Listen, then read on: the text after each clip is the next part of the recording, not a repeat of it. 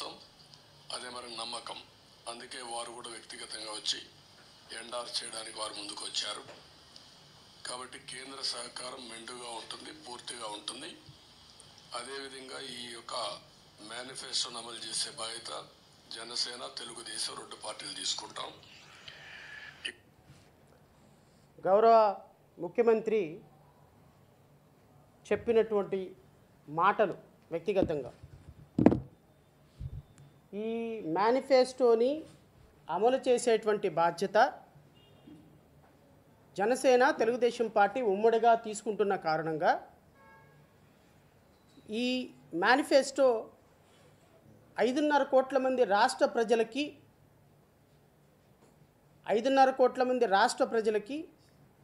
ఏ విధంగా అమలుపరుస్తున్నామని చెప్పాల్సినటువంటి బాధ్యత 10 నెలల తర్వాత గౌరవ ముఖ్యమంత్రి చంద్రబాబు నాయుడు, గౌరవ ఉప ముఖ్యమంత్రి పవన్ కళ్యాణ్కి ఉంది అని జేబీఎంరావు భారత పార్టీ భావిస్తుంది. అయితే మేనిఫెస్టో అంటే ఏంటి ఆ మేనిఫెస్టో? ఆ మేనిఫెస్టోలో చెప్పినటువంటి అంశాలు ఏంటి? మేనిఫెస్టోలో రాష్ట్ర ప్రజలకి చేసినటువంటి వాగ్దానాలు ఏంటి అనే దాని మీద నేను ఇంకొక సుదీర్ఘంగా చెప్పేటువంటి ప్రయత్నం చేస్తాను. ఎందుకంటే పాపం తెలుగుదేశం పార్టీ ముఖ్యమంత్రి, కూటమి ముఖ్యమంత్రి చంద్రబాబు నాయుడు గారు చేసినటువంటి వాగ్దానాలను మర్చిపోవటంలో వరల్డ్ రికార్డు మరొకసారి తన రికార్డుని తనే బద్దలు కొట్టుకున్నారు. ఎందుకంటే ఆయన రాష్ట్రంలో ఇప్పటి వరకు 14 సంవత్సరాలు ముఖ్యమంత్రిగా పనిచేశాను, 14 సంవత్సరాలు ముఖ్యమంత్రిగా పనిచేశాను అని ముఖ్యమంత్రిగా పనిచేసిన ప్రతి సందర్భంలోనూ కూడా రాష్ట్ర ప్రజలకు ఇచ్చినటువంటి మాటలను తప్పటంలో తన రికార్డుని తనే బద్దలు కొట్టుకుంటా ఈ రాష్ట్రంలో, ఈ దేశంలో ఒక మంచి రికార్డు సృష్టించారు మనకి. బహుశా చంద్రబాబు నాయుడు గారి పేరు మీద ఇంకో రికార్డు ఉంది.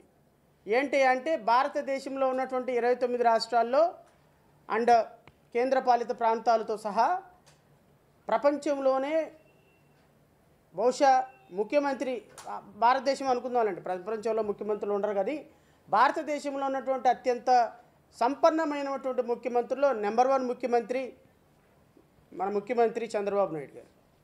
సంపన్నమైనటువంటి ముఖ్యమంత్రి, ఇది అఫీషియల్గా ఆయన డిక్లేర్ చేసిన అసెట్స్ని చూసుకుంటే ఇంత సంపన్నమైనటువంటి ముఖ్యమంత్రి, వరల్డ్ రికార్డు సాధించిన ముఖ్యమంత్రి, ఇంకో వరల్డ్ రికార్డు కూడా ఉంది. ఏమంటే ఇచ్చిన హామీలని మర్చిపోవటంలో మరొక వరల్డ్ రికార్డు. తన రికార్డుని తనే, హుసేన్ బోల్ట్ ఎలా అయితే తన రికార్డుని తనే బద్దలు కొట్టుకొని వెళ్ళిపోతాడో అదేవిధంగా చంద్రబాబు నాయుడు గారు కూడా తను మాట్లాడినటువంటి మాటలు, ఇచ్చినటువంటి హామీలని బద్దలు కొట్టుకొని తన రికార్డుని తనే బద్దలు కొట్టుకొని ప్రజలను మోసం చేయడంలో వరల్డ్ రికార్డు మీద వరల్డ్ రికార్డు సృష్టించుకుంటూ వెళ్ళిపోయేటువంటి ఘనాపాటి మన ముఖ్యమంత్రి చంద్రబాబు నాయుడు గారు. ముఖ్యమంత్రి చంద్రబాబు నాయుడు గారు అగ్ని అయితే దానికి గాలి తోడైనట్టుగా గౌరవ ఉప ముఖ్యమంత్రి పవన్ కళ్యాణ్ ఆయన ఇంకో ఆయన జాయిన్ అయ్యాడు. ఇక వీళ్ళిద్దరూ చూడండి రాష్ట్రాన్ని దహించి పడేస్తున్నారు.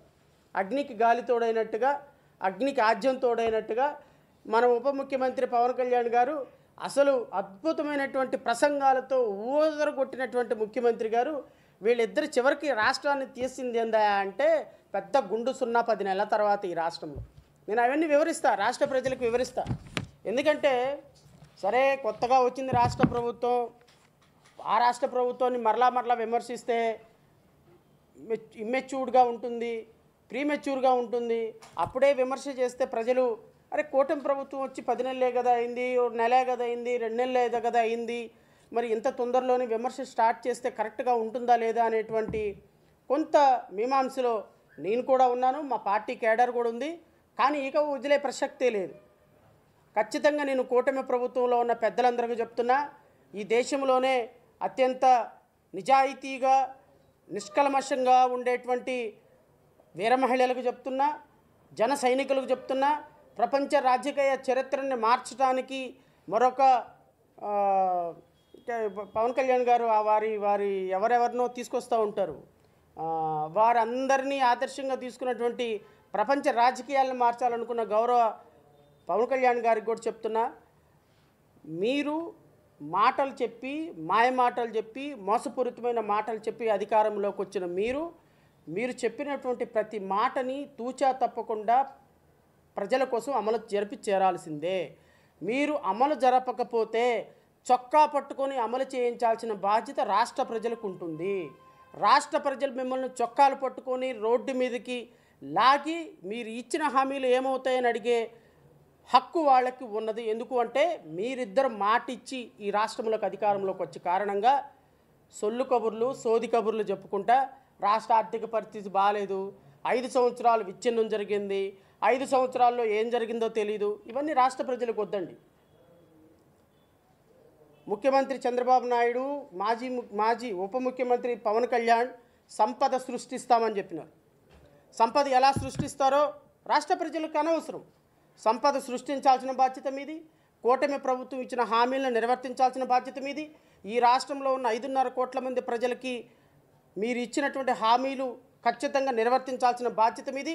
మీకు తోడుగా ఉన్నటువంటి కేంద్ర ప్రభుత్వం ఈ రాష్ట్రంలో అధికారంలో ఉంది. ఒక తెలుగుదేశం జనసేన మాత్రమే కాదు, ఈ రాష్ట్రంలో అధికారంలో ఉంది భారతీయ జనతా పార్టీ. మీరేం చెప్పారు?